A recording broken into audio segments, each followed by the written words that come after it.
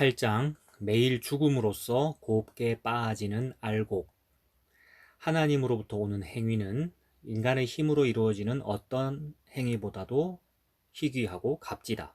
자기의 영적 생명 안에서 이 단계에 이른 신앙인들은 순간순간 자기가 행하는 것에 흡족하기에 세상 사람들이 위대하다고 생각하는 것을 행하려고 애쓰지 않는다.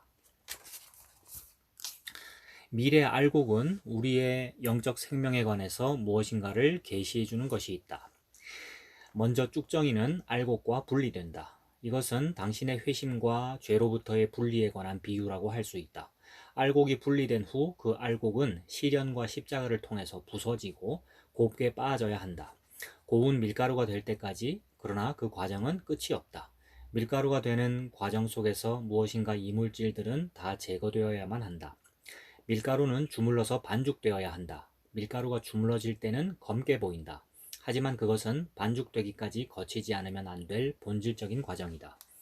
또 반죽된 것은 불에 구워져야만 한다. 구워진 후에도 그것은 왕의 구미를 끌어야 한다. 구미를 끌 뿐 아니라 실제 왕에게 먹혀져야 한다.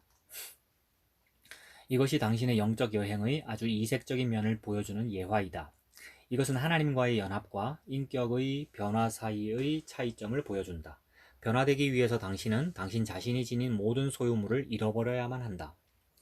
그랬을 때 하나님의 성품에 더욱 깊게 참여되기 때문이다. 여기까지 나아오는 사람은 많지 않다. 그렇기 때문에 사람들은 십자가나 인격의 변화에 대해서 별로 말하지 않는다. 누구나 자기가 잘 모르는 것에 대해서는 잘 말하지 않는 법이다. 어떤 사람이 하나님 안에서 자기 자신을 잃을 때 그 사람은 아주 평범해 보인다. 다른 사람들과 외향적으로 달라 보이는 것은 아무것도 없다. 물론 그의 자유로움은 예외이다. 이 자유로움은 이것과 자기 자신이 경험한 자유가 전혀 다르지 않다고 주장하는 사람들을 종종 분개시키기도 한다. 그들은 자기가 경험하지 않은 것은 무엇이나 다 나쁜 것이라고 생각하는 경향이 있다. 그러나 그들이 정죄한 이 자유는 단순하고 유치한 자유라고, 보통 거룩하다고 여겨지는 것 이상으로 훨씬 더 위대한 거룩함이다. 그들이 정죄한 이 자유는 보통 거룩하다고 여겨지는 것 이상으로 훨씬 더 위대한 거룩함이다. 어떤 신앙인 안에서 하나님의 성품을 통해 이루어지는 행위는 그것이 아무리 작은 것일지라도 인간의 힘으로 이루어진 어떠한 영웅적인 행위보다 하나님께서 훨씬 더 받으심직하다.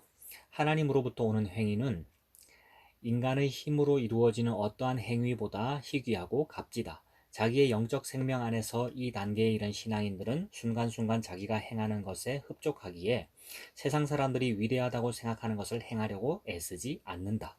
하나님은 자기를 잘 아는 사람들을 선택하셔서 감춰두신다.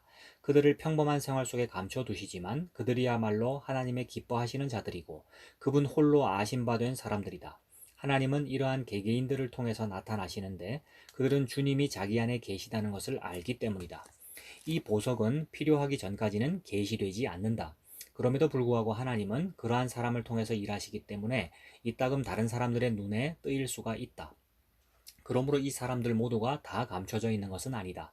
또 눈에 띈다고 해서 그 사람들이 항상 자기 힘으로 행한다고 말할 수도 없다. 당신의 주님은 이러한 사람들 주위로 사람을 모으시고 그들은 종종 생명을 다른 사람들과 나눌 수 있다.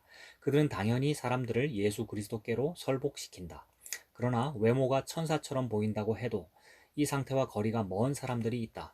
이 과정 속으로 충분히 들어가려면 상당히 긴 시간이 걸린다. 하나님은 당신의 전능함 안에서 빠르게 진행시키실 수도 있지만 그러한 경우는 매우 드물다. 우리 안에서 행하시는 그분의 일은 우리의 전 일생에 걸쳐 계획된 것이다.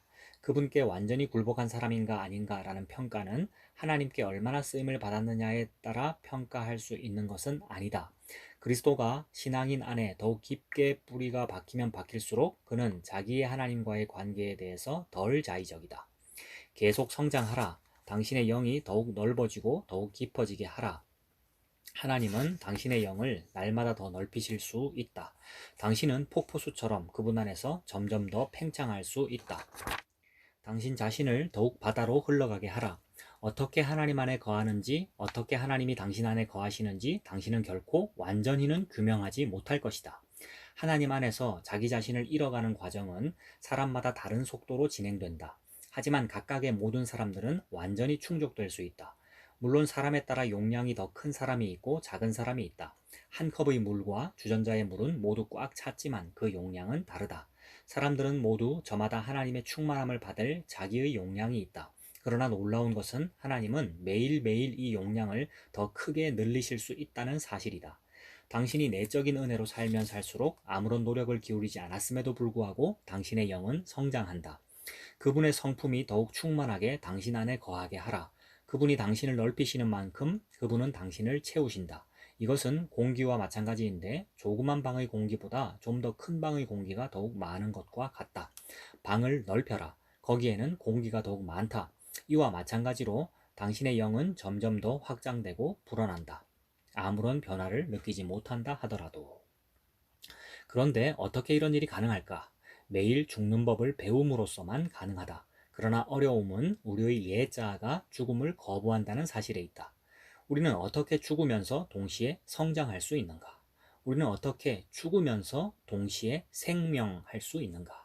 이것은 모순이 아니다.